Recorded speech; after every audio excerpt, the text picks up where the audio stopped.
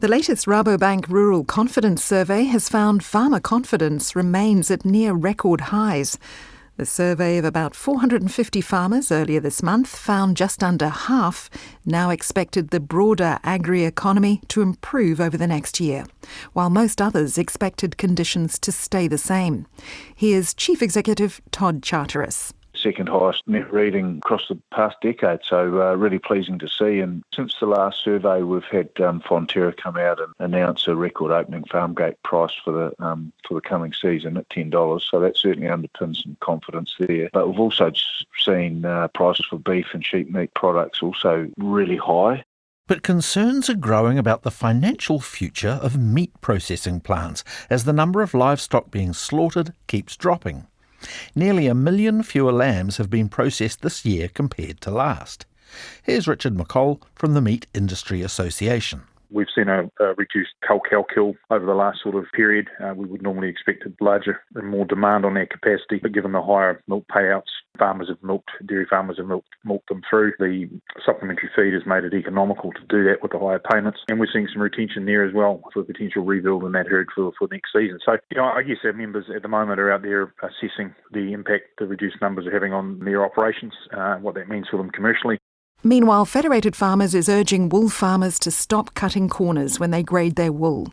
Meat and Wool Chair Toby Williams says the price for wool is slowly rising, but all types being thrown in the same bale in the shearing shed is weakening its overall quality. He says he's just sold his winter wool and for the first time in a decade has made a profit of $1 a sheep.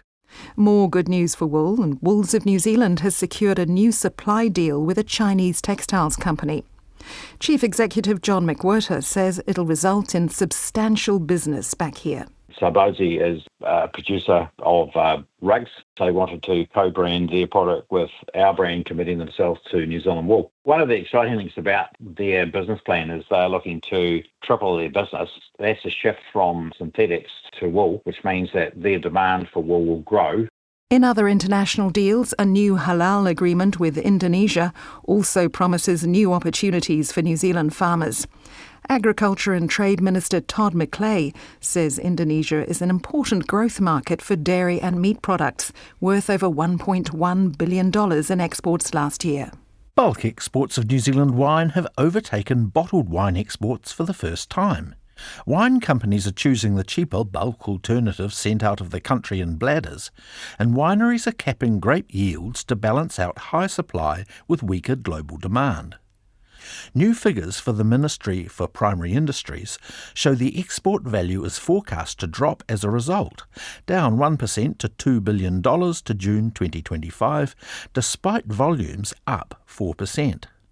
Wine grape production is expected to reach 500,000 tonnes for the 2025 vintage, up 27% on last year's harvest. Meanwhile, Inland Revenues found $45 million of undeclared tax in the horticulture industry in just the last 10 months. Spokesperson Tony Morris says they're seeing concerning practices in the sector, including people being paid under the table, cash sales not being reported correctly, and issues with withholding tax. He says some are still recovering from Cyclone Gabrielle and dealing with increasing compliance costs and labour shortages, so paying tax can become an afterthought. Growers typically hire labour through contracting firms, and Tony Morris says it's these firms that try and hide payments. Inland Revenue's pursuing the contracting firms through audits and prosecutions, with nearly 100 such audits underway. And just lastly, the charity Retired Working Dogs warns it may have to stop accepting dogs from farms to rehome.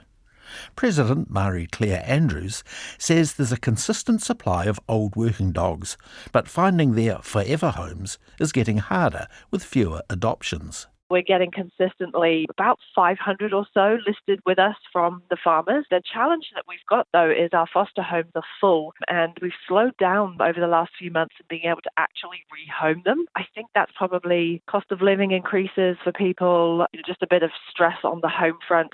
But it has meant that we're almost closing our foster doors. We've been thinking about that for the last few weeks. Hopefully we don't have to do that, but we're definitely at capacity. Marie-Claire Andrews says it's gut-wrenching, but the only other option if dogs can't be adopted is euthanasia. There are currently 75 working dogs in need of new homes. Sally? You're listening to Country Life on RNZ National 101 FM.